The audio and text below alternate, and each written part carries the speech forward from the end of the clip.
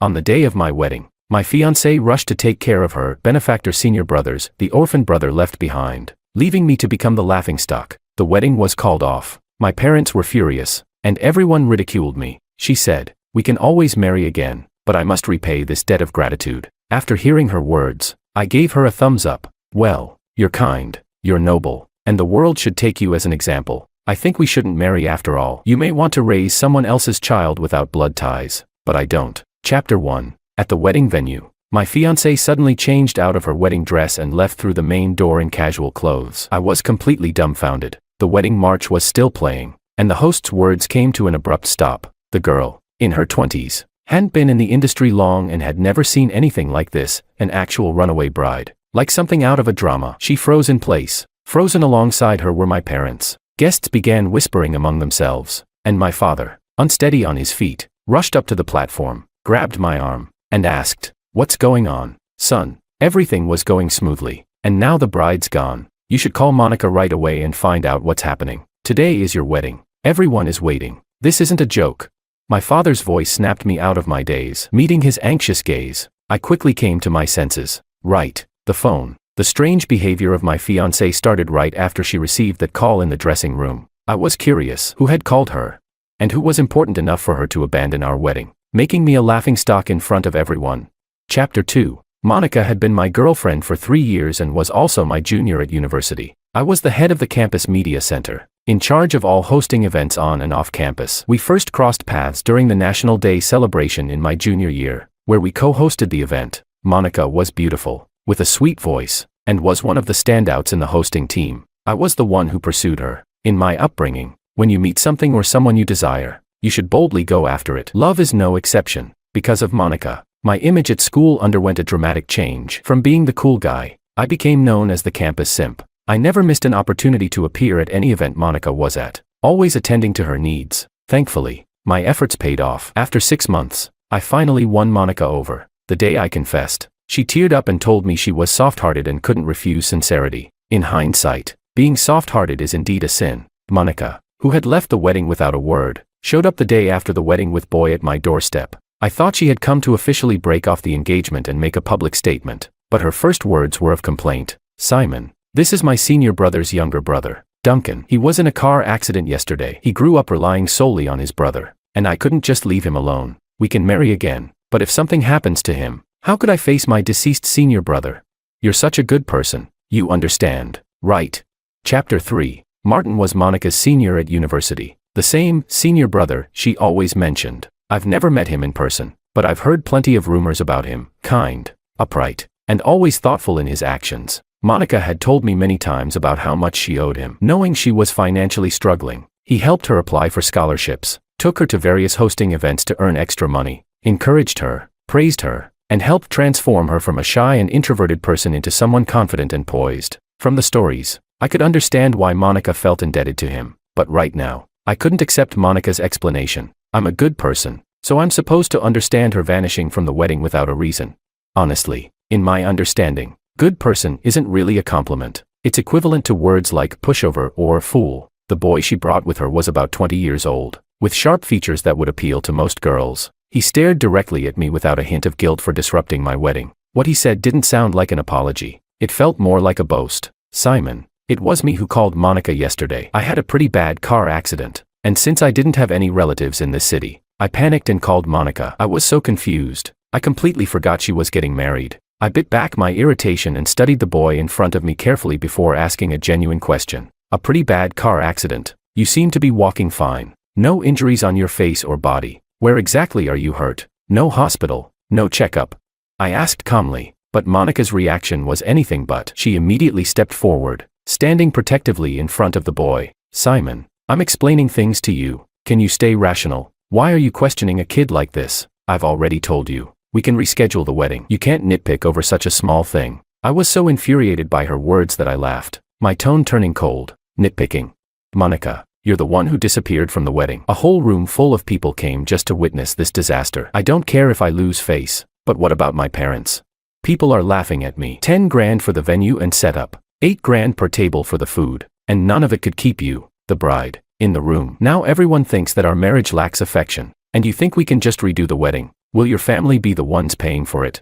In the years I'd been with Monica, I'd hardly ever spoken harshly to her, but this time, I couldn't hold back. Monica came from a single-parent family, with a bedridden mother who couldn't even attend the wedding. Her entire income went towards her mother's medical bills, leaving her perpetually strapped for cash. I knew all of this, and because I felt sorry for her, I'd never let her bear any financial burden. I come from a well-off family, I have a good job, and my parents are in good health. Before the wedding, I had an honest discussion with my parents about Monica's situation. We decided that my family would cover all the wedding expenses, and her family wouldn't need to provide a dowry. Being an only child, my parents didn't want to shortchange me or my future wife. They bought us a house, a car, and gave us a dowry of 188,000 yuan, all so that I could marry Monica in a grand and respectable way. But the fiasco at the wedding humiliated my parents. My father had to take heart medication just to keep himself calm. He's a reasonable man and didn't blame anyone without knowing the full story. He simply advised me to find out what had happened and ask my wife to make a public statement so that no one would misunderstand and damage our marriage. I hadn't expected Monica's attitude to be even worse than I'd imagined. When I mentioned the money, it was like she turned into a different person. She glared at me with undisguised contempt and spat her words out venomously. Simon, just because your family has some money, do you need to bring it up every chance you get? You only care about your parents losing face, but what about mine? Didn't I tell you about senior brother Martin? He helped me so much to get where I am today. How could I not repay this debt of gratitude and ignore his brother's plight? Duncan has had it hard enough already. Don't you have any compassion? By this point, I had run out of patience. I glanced at the smug-looking boy standing beside her. I gave her a thumbs up. Well, you're kind, you're noble, and the world should take you as an example. As for the wedding, I think we shouldn't go through with it. You may want to raise someone else's child with no blood ties, but I don't. Chapter 4. The conversation fell apart, and Monica left in a fury, saying, "You'll regret this," as she stormed off with the boy. A friend, who was overseas, somehow got wind of the fiasco at my wedding and called to check in. During our conversation, he dropped a bombshell on me. "Dude, I never liked your girlfriend. I told you before that she was using you as a stepping stone, but you wouldn't listen. Well, look at what happened. Didn't I call it? If she's so focused on repaying some favor, why would she be getting married?" Monica's so-called beneficiary, Martin, wasn't just her senior brother. He was also her former crush. You know how dangerous those dead and gone in their prime figures can be, right? And Duncan looks just like his brother. This is straight out of some tragic drama. Don't take this the wrong way, but even if you go through with the wedding again, I bet you'll end up in the same mess. His words hit me like a bucket of cold water. No wonder Monica acted so protective of that boy yesterday, like a mother hen guarding her chick. It turns out she's treating him like a stand-in for her long-lost love. I'd heard about Martin from others, mostly that he was Monica's senior brother and had co-hosted many events with her, helping her land gigs and opportunities. Monica never shied away from mentioning his name in front of me, always speaking about how sorry she was for his early death and how grateful she was for the help he'd given her. But I had no idea there was this hidden backstory waiting for me. I felt a chill run through me as I turned to look at Monica's post on her social media. It was a picture of her with Duncan. The caption seemed like it was written just for me. Since I was young, my mom taught me to always repay kindness. I promised myself that one day I'd find someone with a heart full of gratitude and make them my partner. If I can't find that person,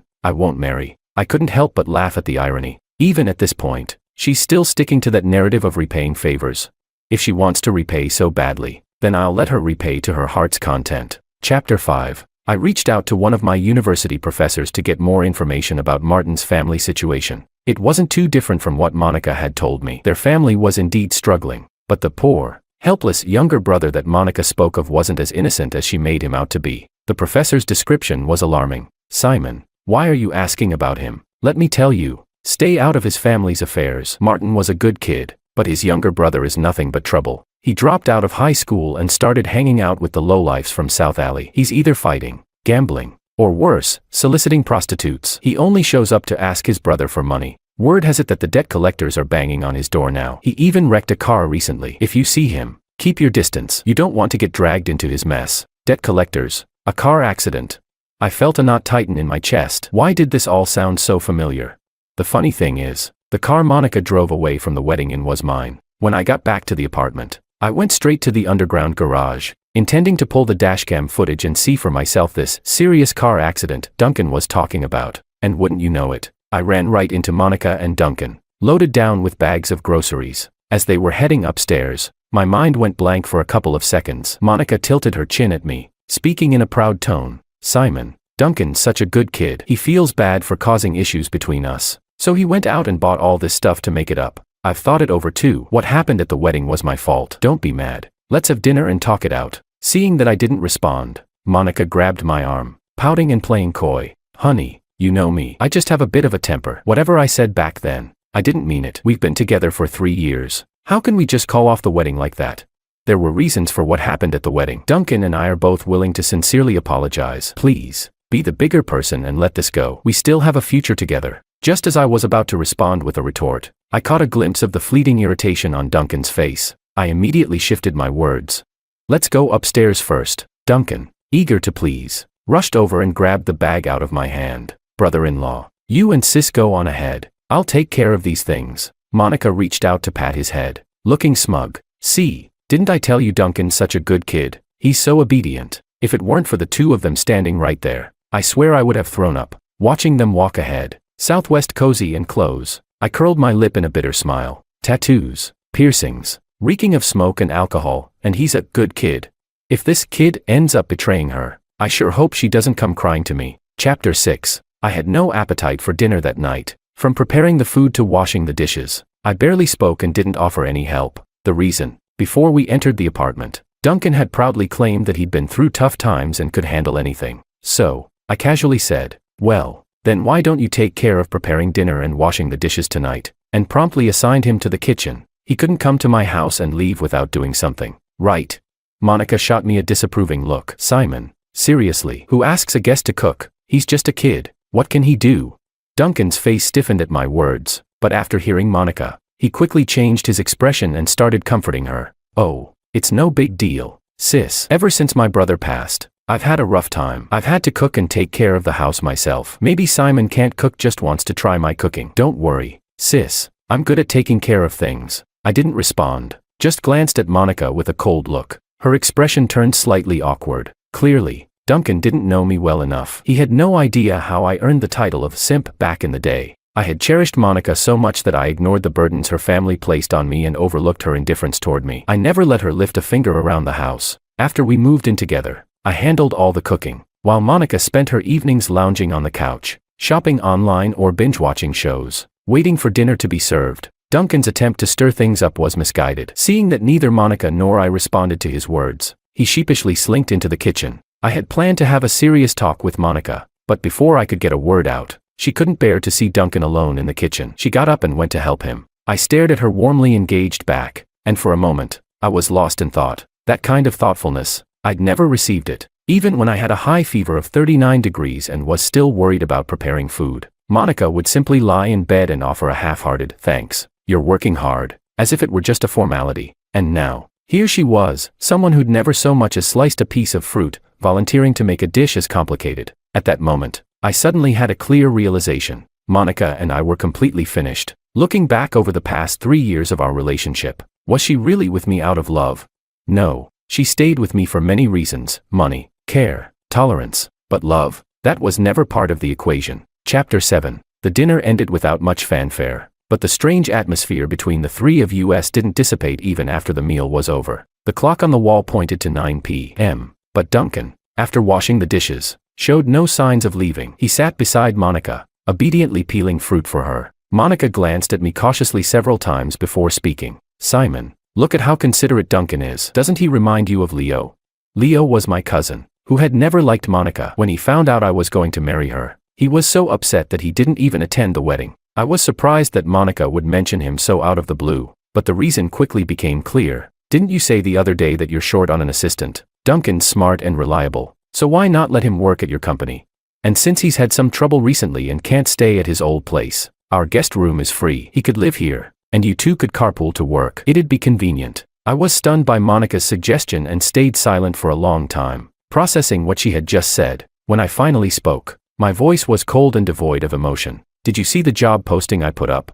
Bachelor's degree, 2 years of work experience, proficiency in Excel and PowerPoint. Does he meet those requirements? If he does, fine. Bring his documents, and he can come for an interview tomorrow. Don't talk about arranging anything. I still have to consider what's best for the company. Even if he meets the qualifications, he'll need to go through 3 rounds of interviews with HR. If he passes, then we'll talk. My words left both Monica and Duncan speechless. Duncan forced a smile and tugged at Monica's sleeve. Sis, if Simon doesn't want to, it's okay. Don't push him because of me. My brother used to say that heroes aren't judged by their background. Sure, I don't have a high education, but no matter where I work, I'll put in the effort. With that, he pretended to wipe away non-existent tears. Seeing his act, Monica's expression changed, and she angrily lashed out at me. Simon, how did I not realize before that you're such a materialistic person? All you ever talk about is education. Money. Do you even care about how other people feel?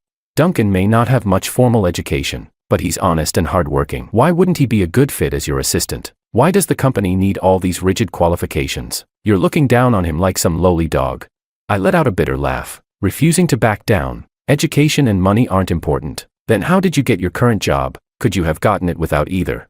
Monica fell silent, at a loss for words. I had reached the end of my patience and decided to end it once and for all. Please take your benefactor's brother and leave. Go repay your debt wherever you want. Just don't bother me anymore. The guest room. That's for actual guests. I don't know him, and we're not family. And let me make myself perfectly clear, we're done. I'm not joking. The car is mine. The house is mine. If you want to take your things, do so. Leave the car keys, and I'll change the door lock code. Monica, let's not see each other again unless absolutely necessary. Chapter 8. Monica was stunned by my response. It seemed that only now she realized I wasn't joking when I said we wouldn't be getting married, but she was too proud to admit defeat in front of Duncan. So, with him in tow, she stormed out. Not even 30 minutes after she left, I received a notification on my bank account. Your XX bank account was charged 899 yuan on August 17, 2024. At the same time, my membership account at a certain 5-star hotel gained 899 points. I was speechless. I didn't know whether to laugh or cry. She acted tough, but when it came to spending money, she didn't hesitate. Even after everything that had happened, she was still using my money to book a room at a 5-star hotel for someone else. Incredible. I immediately canceled the family card and called the bank to freeze the credit card I had given to Monica. After sorting all that out, I called my parents to tell them what had happened between Monica and me. My dad was furious but relieved that we had held the wedding before officially registering the marriage. During the conversation with my parents, I also learned that Monica's mother had been privately pressuring my family to hand over the dowry. Luckily, my mom had insisted that we wait until after the wedding and marriage registration to give it to them. Now that the wedding was off, at least we hadn't lost the dowry money. I thought that would be the end of it, but when I arrived at the office on Monday, I was met with a sight that caught me completely off guard. Monica was standing in the lobby, red-eyed and looking exhausted, with her supposedly bedridden mother by her side. The moment I saw the old woman, I realized I had been deceived. The woman who could gather a mob to cause a scene at my company's front door was definitely not as sick as Monica had led me to believe. To prevent any drama or staged accidents, I immediately ordered the media team to grab their cameras and record everything from every possible angle. Within minutes, Monica's mother and the crowd she'd brought with her were completely surrounded by cameras. Looking dumbfounded, standing at the center, I signaled them to continue their performance. Don't stop now. If you're going to make a scene, do it right. I need this footage for the media. Louder. Don't be shy. Chapter 9. It was clear they had never dealt with the media. Surrounded by all the cameras and equipment, everyone started to panic. Monica's mother's arm was being tugged back and forth by the people around her. Monica's mom. You said we were just here to hold a banner for you. To give you some courage. You didn't mention all these cameras. I didn't tell my family about this. How embarrassing would it be if they saw me acting like this on TV? Aren't you his mother-in-law? Doesn't he listen to you? Tell him to stop filming. This is making me uncomfortable. Old lady, with this setup, we're going to need more money. Not much, but at least another 100 each. I can tell your son-in-law has money. Just don't make it too hard on him. Think long-term. Hearing the complaints from the crowd, Monica started to get flustered. She nervously tried to calm her mother. Mom, I told you, Simon isn't the kind of person who responds well to threats. This won't work. It'd be better if you just pretended to be sick and I acted all sweet. That would work much better. I watched the mother and daughter coldly, silently observing their performance. Out of nowhere, Duncan barged into the scene, disrupting the tense silence caused by the cameras. I'm not sure if he's been watching too many cartoons, but he seemed to think it was his moment to play the hero. Duncan rushed in front of Monica and her mother, and in one swift motion, grabbed the nearest camera and slammed it onto the ground. The loud crash left everyone stunned. The smarter ones in the crowd realized it was time to leave and slipped away quietly. Monica's expression of gratitude toward Duncan was quickly shattered by my cold and emotionless words. Great job, Duncan. I was just wondering how I could call the police since the damage was under 3,000 yuan. For your information, that was a 24K HD camera. Market price 23,000 yuan. Who's going to pay for it? You all better figure that out in advance. As soon as I finished speaking, the crowd dispersed like scared animals, terrified of being stuck with the bill. Monica's mother turned pale, but she still tried to hold her ground. You can't scare me with your money talk. You've been dating my daughter for 3 years, wasting her youth. Now, just because she wants to repay a favor, you turn your back on her. I know you work in the media, but let me tell you, justice will prevail. If you don't give me the dowry you promised, I'll bring people to make trouble for you every day and expose your scumbag behavior. Her words made me laugh. I shrugged. This isn't the place for a "justice will prevail" speech, ma'am. All right then, let me be direct. Go ahead and expose me. I'd love to see how you prove I'm a scumbag, by talking about your daughter running away from the wedding, or maybe about her cheating. Don't look at me like that. Do you think I'm lying? I've got footage on my dashcam showing your daughter's indecent behavior. Do you want to hear it? I can play it for you if you'd like. Chapter 10. The moment I mentioned the dashcam, Monica and Duncan's faces turned all sorts of colors. Monica lost control and shouted at me, "Simon, I've been with you for 3 years, and I never thought you'd be so despicable. If you dare expose my privacy, I'll make your life miserable." That night, Duncan and I just drank too much, and things got out of hand. That little bit of audio doesn't prove anything. And you, wasting 3 years of my life, now you want to call off the wedding just like that. Where's your sense of responsibility? You run a company, but you're disgusting. Any lingering affection I had for her had long since disappeared, and her hysterical, irrational words had no effect on me anymore. Watching her unravel before me, I felt only pity and sadness. I looked at her coldly and responded without emotion. "Monica, you graduated from one of the top universities. You should know better than to bring the law into this. Let me put it simply, don't you realize your mother's actions today amount to causing a public disturbance? And your dear brother smashing that camera? That counts as criminal damage. Instead of wasting time here with nonsense, why don't you think about my question? Who's going to pay for that 23,000 yuan camera? If you care so much about your senior brother's favor, I'm sure you'll be more than happy to cover the costs for his dear little brother, right?" At that moment, Duncan lived up to his reputation, playing his part perfectly. He clung to Monica's arm, pleading for help. "Sis, I only smashed the camera to protect you. You know my situation. I can't afford to pay for something that expensive. You have to remember how much your brother helped me. He'd be furious if I had to suffer like this after everything." Monica hadn't even had a chance to respond when her mother snapped. She pulled Monica away and slapped Duncan across the face. The loud smack echoed through the hall, followed by her furious yelling, "You little brat, if it weren't for you, my daughter wouldn't be in this mess. You're broke and uneducated. How did you even dare to get involved with Monica? Because of you, I've lost the dowry, and now you want my daughter to cover for you. Are you even a man? And what kind of delusional dreams are you living in? If my daughter ever ends up with a loser like you, I'll break her legs myself."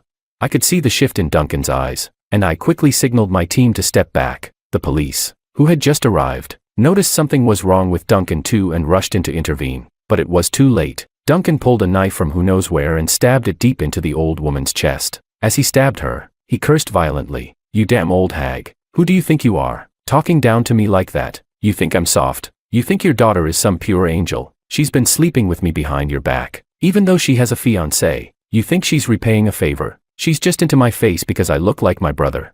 Well, I'm already buried in debt. I can't pay 23,000 yuan, so why don't we just die together? We'll go see my brother in hell."